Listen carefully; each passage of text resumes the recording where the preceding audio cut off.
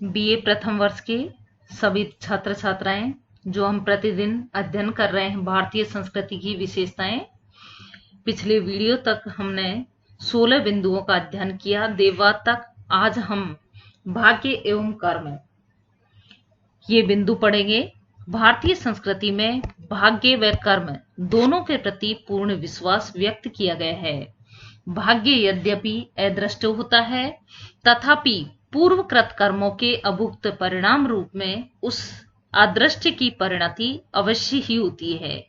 भाग्य की अपेक्षा को समझते हुए भर्तृहरि जी ने लिखा है कि यद्धात्रा लिखितम ललाट पटले तन मार्जितुम के क्षमय, अर्थात जो विधाता ने हमारे ललाट पलट पर लिख दिया है पटल पर, उसको कोई भी मिटाने में सक्षम नहीं है। सुभाषितकारों ने अदृष्ट के संस्कार मूलक होने के कारण उसे विद्या एवं पुरुषार्थ से भी बढ़कर माना है। भाग्यम फलति सर्वत्र ना विद्या ना च पौरुषम, कि जहां भाग्य फलता है वहां पर ना विद्या काम आती है ना पुरुषार्थ, यानी इन सबसे बढ़कर कई बार भाग्य से हमें बहुत सारी चीजें प्राप्त होती हैं। भाग्यवादिता के उपरांत भी मानव को कर्म करने की प्रेरणा दी गई है कि केवल भाग्य से सब कुछ संभव नहीं होगा, उसके लिए आपको कुछ मेहनत करनी होगी। आज आप अध्ययन करेंगे तो अच्छी सफलता प्राप्त करेंगे। भारतीय संस्कृति में कर्म एवं कर्म फल के बीच अन्योन्य संबंध माना गया है। कर्म के बिना कर्म फल एवं कर्म फल के बिना कर्म की कल्पना निरर्थक है। किसी कवि ने कर्म की महत्ता को बताते हुए कहा है कि उद्योगिनम पुरुष सिंहम उपैति लक्ष्मी देवेन देयम इति का पुरुषा वदंती देवम निहत्य कुरु पौरुषम आत्मशक्त्या यत्ने कृते यदि न सिद्ध्यति को अत्र दोष है। भाग्य व कर्म के बीच के तारतम्य से यह निष्कर्ष रूप से कहा जा सकता है कि भाग्य अर्थात पूर्वकृत कर्म का अभुक्त परिणाम व संप्रति क्रियमाण कर्म दोनों में जो भी प्रबल होता है, उसी की परिणति मानव जीवन को सफल या असफल बनाती है। तथापि क्रियमाण कर्म का फल उसके अनुरूप हो यह आवश्यक नहीं है। देश काल वातावरण के अनुसार अदृष्ट के प्रभाव क्रियमाण कर्म का फल उससे विपरीत हो सकता है। अर्थात कई बार ऐसा स्थिति, स्थान, काल, वातावरण का होता है कि जो भी कर्म होता है उसका फल उसके विपरीत भी हो सकता है। अतः भारतीय संस्कृति में कर्म फल पर प्राणी का अधिकार स्वीकार नहीं किया गया है। प्राणी का अधिकार केवल कर्म करने में ही है, जैसा कि हमने पिछले बिंदु में भी यही पढ़ा, कर्मण्य व अधिकारेस्तु मां फलेषु कदाचन, जो भगवद गीता के है कि आपका क्या अधिकार है, केवल कर्म करो, कभी भी फल की आशा मत करो। भाग्य व कर्म का समन्वय ही यह सिद्ध करता है कि कर्म मृत्यु के उपरांत भी प्राणी का पीछा नहीं छोड़ता। कालिदास ने रघुवंशम में कहा है कि परलोक जुसाम स्वकर्म भी गतयो भिन्न पथा ही देही नाम। तो हमें इस कारण अच्छे अच्छे कर्म करो, अच्छी मेहनत करो और अपने भाग्य को भी प्रबल बनाओ। अगला बिंदु है आचार एवं व्यवहार। हमारा आचरण कैसा होना चाहिए, व्यवहार कैसा होना चाहिए, ये भी हमारी भारतीय संस्कृति हमें शिक्षा देती है। तो भारतीय संस्कृति की व्यवहारिक आचार की शिक्षा को प्रमुखता दी गई है। शिष्ट कार्यों का अनुष्ठान ही आचार कहा जाता है। श्रेष्ठ कार्यों का अनुष्ठान ही आचार कहा जाता है। आचार्य है परमो धर्म कहकर भारतीय संस्कृति ने आचरण को ही धर्म का उज्जवल एवं सर्वोत्कृष्ट उदाहरण प्रतिपादित किया है। आचरण से हीन होने पर तो देवता भी पवित्र नहीं माने जाते। अतः कहा है आचार हीनम न पुनंति देवाहा। आचार एवं व्यवहार को भारतीय संस्कृति में वंशानुगत परंपरा के रूप में प्रतिपादित कर दिया है। पिता, पितामह, प्रपितामह आदि पूर्वजों ने जिस सन्मार्ग का आचरण किया है वही सन्मार्ग श्रेष्ठ है। इस विषय में स्मृतिकार का वचन है कि येनाश्य पितरो याता येन याता पितामहा येन यायात सताम मार्गम तेन गच्छन दुष्यति। स्पष्ट है कि पारंपरिक सन्मार्ग पर चलने वाला दोष का भागी नहीं होता। व्यवहारिक दृष्टि से आचार के इस स्वरूप को सदाचार कहकर प्रतिष्ठापित किया गया है। याज्ञवल्क्य ने देश व कुल के अनुसार मर्यादाओं के अनुरूप आचार की बात कही है। यस्मिन देशे तु आचारो व्यवहारे कुल स्थिति तथैव परिपाल्यो असौ यदा वंशम उपागत है। मनु ने व्यवहारिक दृष्टि से आचार की महत्ता बतलाते हुए आचार से आयु, संतान व धन की प्राप्ति की बात कही है। साथ ही उसे दोषों का निवारक भी माना है। मनु का वचन है, आचार लब्धे ही आयु आचार दीप्सिता प्रजा आचाराद धनम अक्षयम आचारो हन्त्य लक्षणम। सर्व लक्षणहीनो अपि ये सदाचार वानर है श्रद्धाधानो अनुसूयस्य शतम वर्षाणि जीवति। तो ये हुआ आचरण एवं व्यवहार। अब अगला बिंदु है दान एवं परोपकार। जो दानशीलता एवं परोपकार का कार्य, दूसरे का भला करना, ये हमारी भारतीय संस्कृति की श्रेष्ठतम विशेषताएं हैं। कि दानशीलता भारतीय संस्कृति की श्रेष्ठ विशेषताओं में से है। स्वार्थ के परित्याग के साथ परार्थ स्वरूप दान का महत्व भारतीय संस्कृति का उत्कृष्ट उदाहरण है। उस उत्कृष्ट आदर्श है कि आपके स्वार्थ का परित्याग करो और परार्थ स्वरूप दान दो। धन की 3 गतियों में दान को उत्तम गति, भोग को मध्यम गति, नाश को निकृष्ट गति माना गया है। भर्तृहरि जी लिखते हैं, दानम भोगो नाश तिस्रो गतियो भवन्ति वित्तस्य यो न ददाति न भुंक्ते तस्य तृतीया गति भवति। कि दान, भोग, नाश, ये धन की कितनी गतियां बनाई है? 3। जो ना दान देता है ना उसका उपभोग करता है तो उसकी कौन सी गति होती है? तृतीया, अर्थात नाश ही होता है उस धन का। इसलिए जो भी हासिल करो मेहनत से करो और उसका उपभोग करो, सद्कार्यों में करो, नहीं तो अंत में नाश ही होगा। भारतीय संस्कृति में यह विश्वास व्यक्त किया जाता है कि दान ही जन्मांतर में मानव को संपन्न बनाता है। जो दान नहीं देता है वह जन्मांतर में दरिद्र होता है। कि अदत्त दानाच्य भवेत दरिद्री दरिद्र भावाच्य करोति पापम पाप प्रभावान नरकम प्रयाति पुनः दरिद्री पुनरेव पापी। दान को 3 प्रकार का बताया है, सात्विक दान, राजस दान और तामस दान। ये तीनों प्रकार के दान ही दाता के उत्तम मध्यम अधम गति के कारण बनते हैं। स्मृति शास्त्रों में देश काल एवं पात्र के विवेक से दान देने का उल्लेख है। इसे ही सात्विक दान कहा गया है।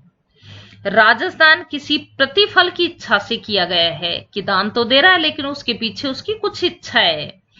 लोक दिखावे के लिए किया जाने वाला दान तामस दान है। अंतिम दान जो दिखावे के लिए करते हैं, जिनके मन में कोई श्रद्धा भाव नहीं होता, केवल दान देना होता है कि दूसरे ये सोचेंगे कि मैंने कितना दिया है। तो शास्त्रों में महादान का उल्लेख मिलता है। गोदान, भूदान, स्वर्णदान, कन्यादान एवं विद्यादान उत्तरोत्तर श्रेष्ठ महादान बताए गए हैं। कन्यादान तो आज भी होता है जब विवाह संस्कार में या विवाह होता है। दान की भांति ही परोपकार भी। अगला बिंदु दान के साथ साथ परोपकार, कि परोपकार भी पुण्य प्राप्ति का सर्वश्रेष्ठ साधन है। महर्षि वेद व्यास ने कहा है कि परोपकार है पुण्याय पापाय परिपीडनम। परोपकार पुण्य के लिए और पाप दूसरों को पीड़ा पहुंचाना ही पाप है। उपकार में स्वार्थ की अपेक्षा का सर्वथा परित्याग अति आवश्यक है। भारतीय संस्कृति में 4 प्रकार के प्राणी बताए गए हैं। पहले प्रकार के वे जो स्वार्थ ना चाहते हुए भी परार्थ में तत्पर रहते हैं। दूसरे वे जो स्वार्थवश परार्थ में प्रवृत्त रहते हैं, यानी अपना स्वार्थ पूर्ति हो रही है उसके लिए दूसरे के भला करते हैं। तीसरे वे जो स्वार्थ में अंधे होकर परार्थ में प्रवृत्ति ही नहीं होते। चौथे वे जो निष्प्रयोजन परार्थ में बाधा बन जाते हैं। तो प्राणियों का इस प्रकार का वर्गीकरण परोपकार के आधार पर किया गया है। भारतीय संस्कृति में परोपकार को स्वाभाविक वृत्ति कहा गया है। परोपकारी तो स्वभाव से ही निस्वार्थ भाव से परिहित में तत्पर होता है। महाराज भर्तृहरि जी ने भी कहा है कि भवंती नम्रा सर्वे फलोदगमयी नर्वांबुबी दूर विलंबिनो घना अनुद्यता सत्पुरुषा समृद्धि भी स्वभाव एवं से परोपकारिणाम। परोपकारियों का तो स्वभाव ही ऐसा है कि दूसरे के हित में कार्य करना, इसलिए हमारी भारतीय संस्कृति दान एवं परोपकार के महत्व से ओतप्रोत है। नेक्स्ट बिंदु है राष्ट्रीयता एवं आत्मगौरव। राष्ट्रीयता भारतीय संस्कृति की प्रमुख विशेषताओं में से है। राष्ट्रवाद की अवधारणा वैदिक काल से प्राप्त दुर्भूत होकर क्रमशः विकसित रही है और सुविकसित राष्ट्र की कल्पना वेद के इस मंत्र में देखी जा सकती है कि आ ब्रह्मन ब्रह्मणो ब्रह्मवर्चसी जायताम आ राष्ट्रे राजन्य है सूर इसव्यो अतिव्याधि महारथो जायताम धेनुर्दोग्धि वोडान वनासु पुरंद्री योषा जिष्णुरर्थिष्टा युवा अश्र सभेयो जायताम निकामे निकामे वर्षंतु पर्जन्य फलवंत्यो न औषधय पच्यताम योग क्षेमो न कल्पताम। शुक्ल यजुर्वेद का यह उदाहरण है। राष्ट्रीय भावना के कारण ही आध्यात्मिक एवं भौतिक दृष्टि से भारतीय मानव पर्याप्त देशानुरागी रहा है। जन्मभूमि का महत्व वाल्मीकि ने राम के शब्दों में ही व्यक्त किया है। अपि स्वर्णमयी लंका नामे लक्ष्मण रोचते जननी जन्मभूमि से स्वर्गादिपि गर्यसी। राष्ट्रीयता के साथ साथ आत्मगौरव भी भारतीय संस्कृति की एक अन्यतम वैशिष्ट है, प्रमुख विशेषता है। भारतीय संस्कृति मानव में हीन भावना को जन्म नहीं देती। यहाँ उत्कृष्ट चरित्र के बल पर विश्व में अपने गौरव की प्राप्ति के उद्देश्य से यह कहा जाता है कि भारतीयों से विश्व मानव चरित्र की शिक्षा प्राप्त करे। एतत् देश प्रसूतस्य सकाशाद अग्रजन्मनः स्वयं चरित्रम शिक्षेरन् पृथिव्याम सर्वमानवा। आत्माभिमुखी वृत्ति ही मानव को सुख में बना सकती है।